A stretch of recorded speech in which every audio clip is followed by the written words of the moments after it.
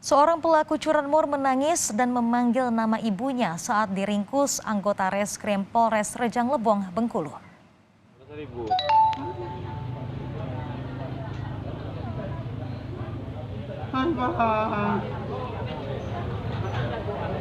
Hai Ma, tuang Ma.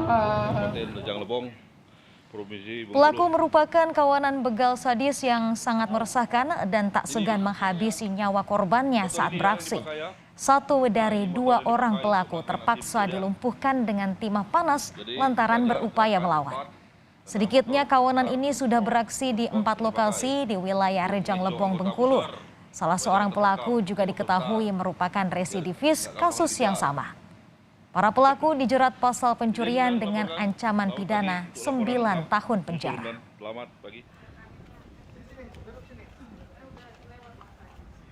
Pelaku curanmor yang dilakukan sudah di tempat TKP. Yang diterima laporan itu ada 3 TKP, 1 TKP-nya korban belum membuat laporan.